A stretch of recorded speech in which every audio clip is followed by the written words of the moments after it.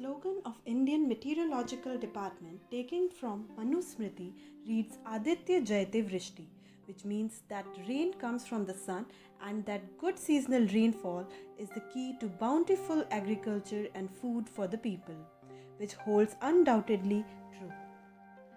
But if we think for a while with all our consciousness bringing together, then we can realize the fact that not only the rain but sun is the supreme power and ultimate source of energy which is driving the cycle of life as well as death on the planet Earth, by making it an inhabitable planet among all of its solar family members. Being the superior among all the life forms, we humans are blessed with God's marvelous creation, the nature or the environment. Considered to be most sensible life form, humans are able to experience everything happening around, be it witnessing the beauty of nature or the trails of destruction of the environment we are creating with our activities.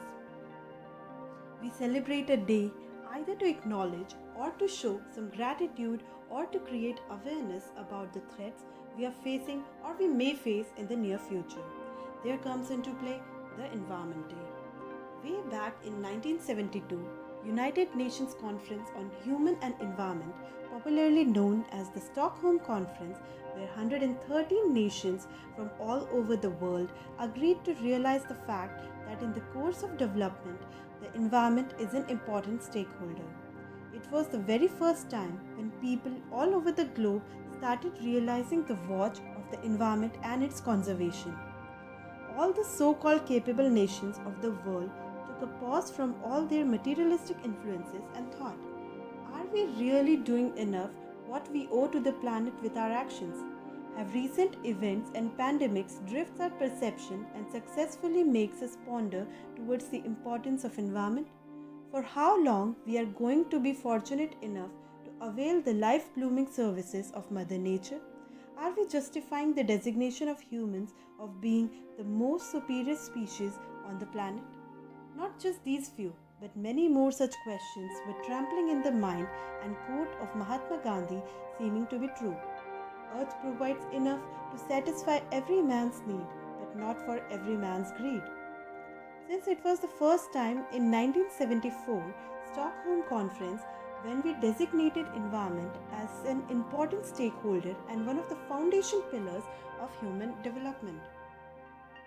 And as a tribute to the nature, in 1974, we started celebrating 5th of June as the Environment Day with the theme Only One Earth. Since the inception of life, nature has provided us with uncountable benefits and services. Even a complete lifetime would be less for counting those services that we are getting without spending a single penny. Be it fresh air to breathe in, pure running fresh water, appropriate climate of the globe and its contributing factor that sustains life, essential components like food for all forms of life, and last but not the least those mesmerizing landscape, lush green mountains and all the hidden gems that makes us feel the world where the peace and tranquility defines us.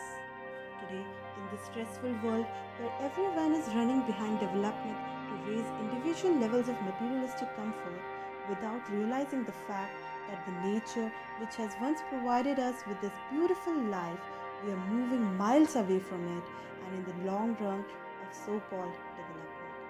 Let's talk about development. Exactly what do we mean by development? Is it something only related to raising our economy or to strengthen ourselves in the strata of power, position or money? Then we should be really sorry for proceeding towards the wrong definition of development, where we are compromising with the one which has introduced us to this world, that is the Mother Nature. To rule out this disarray regarding the definition of development, in 1987, the Brundtland Commission for the very first time introduced the concept of sustainable development to the mankind.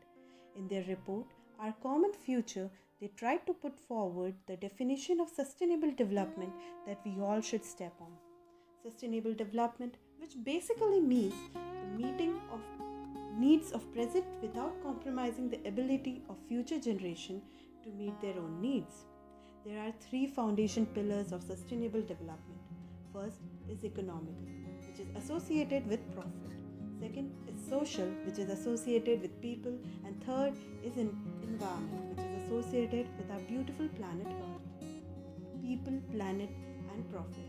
These three P's says that we need to consider among all the chaos, stress, and race of life, even a glimpse of lush green mountains, chirruping of birds, the serene sound of waterfalls, or a running water seems to be the heavenly experience on the planet. Also, it feels like the time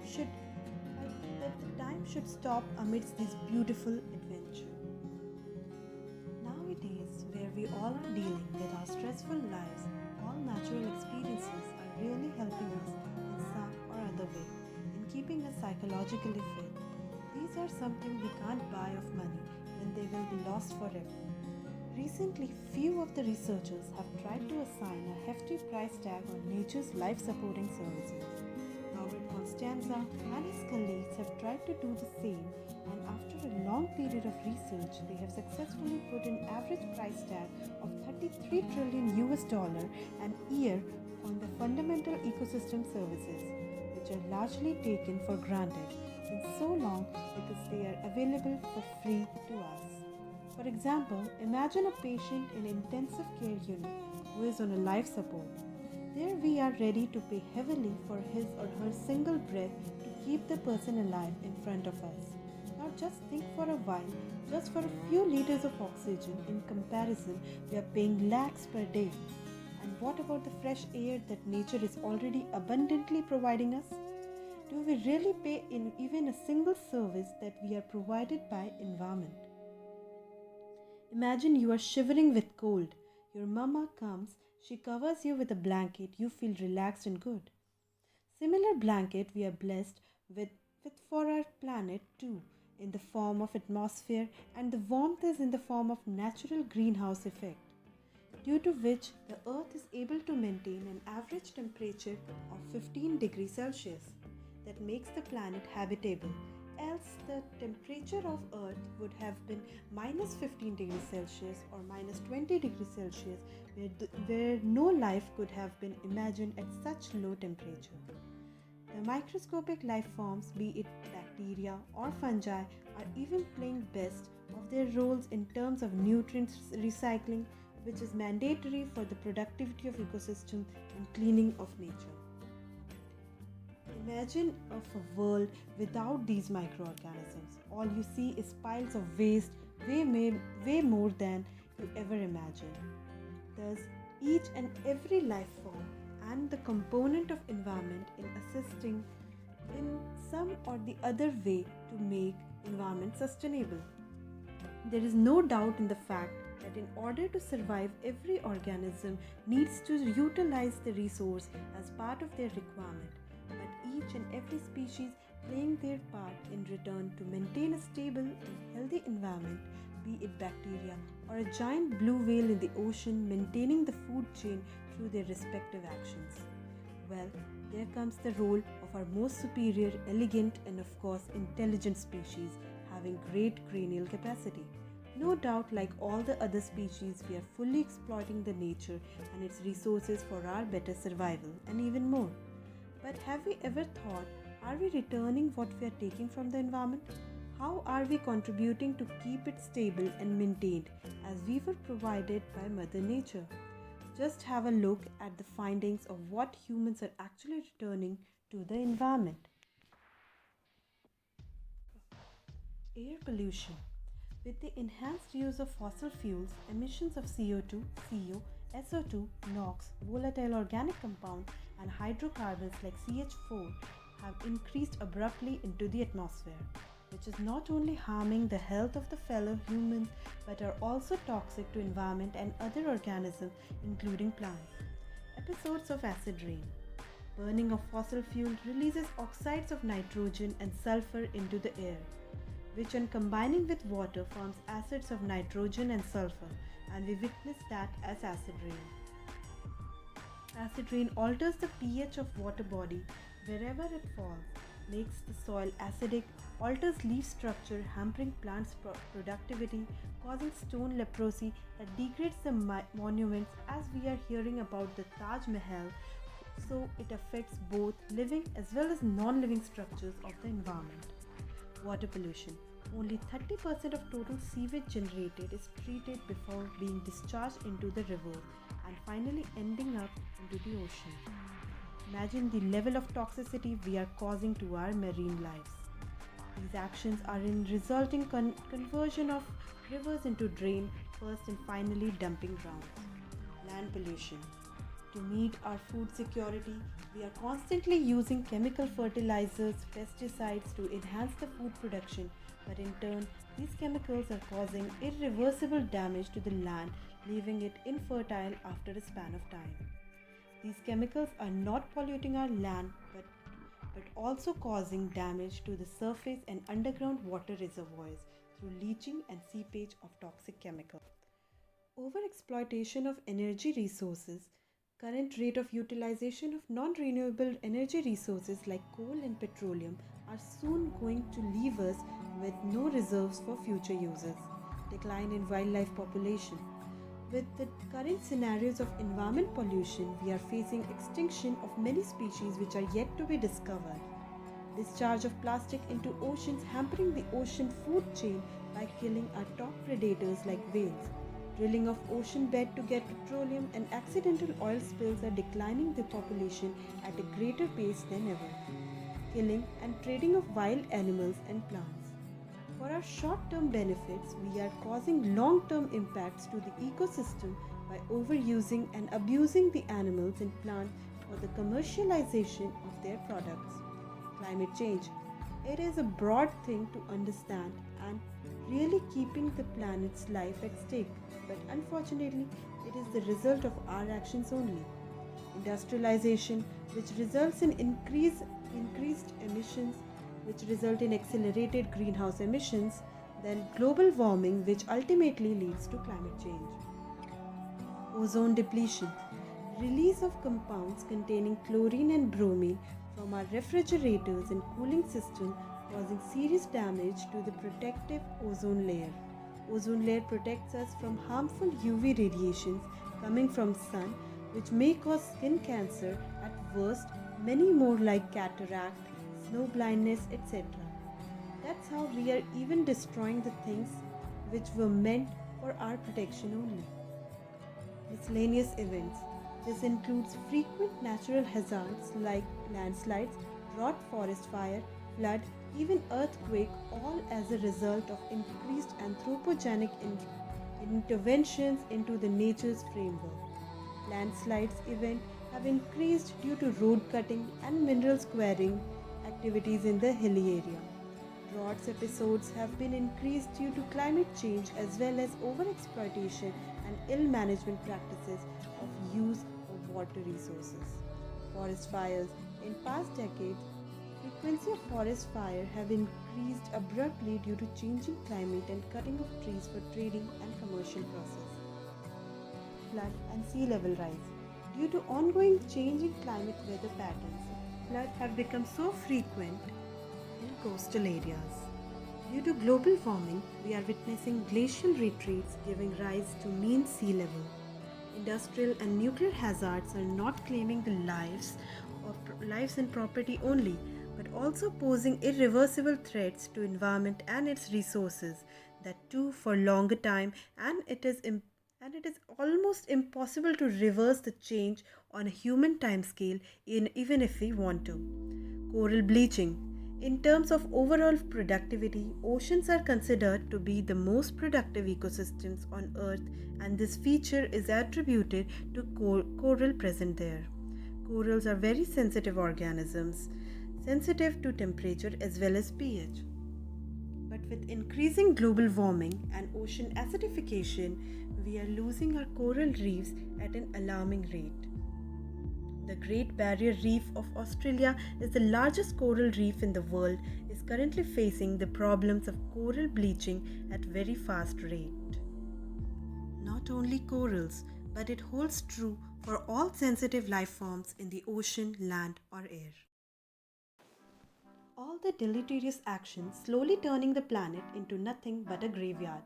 The pace at which we are causing these destructions to our resources as well as environment Soon it is going to be irreversible and we will not be able to restore any of the damage caused at any cost. And the devil among all is the climate change. We have been witnessing this so clearly in the past decade, in few years or maybe in months. Burning of Amazon rainforest, which is solely responsible for 20% of total oxygen production, hence honored with the tag Lungs of Earth. Increased events of forest fire across the globe, the most recent is the Australian bushfire.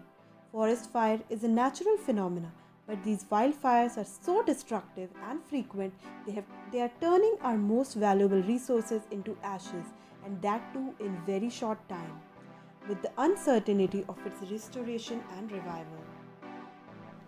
Changing colors of the white continent. Due to glacial retreat, glacier melting, Antarctica is losing its ice cover at very fast pace, and it is attributed to, of course, the global warming. Through the various researchers in the past few years, we have got to know about some of the changes occurring in the white continent. We have been hearing and came across the news that Antarctica is turning red in some patches and green in some other. It is nothing but the algal bloom.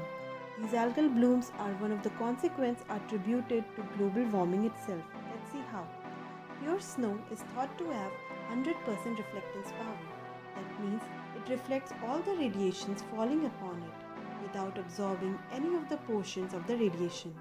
But the growth of these algae at the surface of the ice sheet is reducing the albedo of the snow. Reducing the albedo means the glaciers will now absorb more and more solar radiations, more global warming, and thus more melting. The cycle of destruction will continue.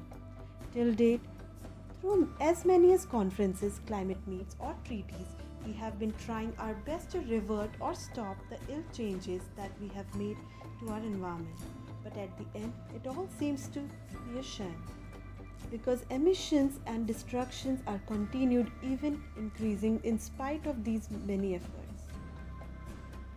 It is well said, there are always two plots of the same coin, where we have young inspiring activists like Greta Thunberg at one side and great political figures like Mr. Donald Trump and many more at the other, who want to have unstoppable development at their cost. We have already altered the environment to the extent where it seems to have entered in a black hole, leaving the mankind clueless that what to do next. Neither we can stop the development activities suddenly over the night, nor we can revert back the damages in a while that we have caused to the environment in the past many decades. Only individual efforts and practices is a possible way out to heal the planet. Not one, but we need millions of Greta for the operation healing the planet. Instead of playing the victim cards of our own karma, let's be the climate warriors and fight the change. Let's pledge to present the wonders and beauty of nature to our coming generation. Let them feel privileged enough to witness the glory of sightings of nature's beauty. Let them encounter the existence of elegant, charismatic wild animals for real instead of watching them in some old good paintings and artifacts. Last but not the least, put forward the legacy and a sense of eternal respect to our future generation for the planet, because it's high time for us to prove our worth and to break the irony of human being the most useless species on the earth. Even if we go extinct, it hardly matters to the earth. In fact, then only the planet is going to thrive well. Now onwards, just try to look at the consequence before you do something.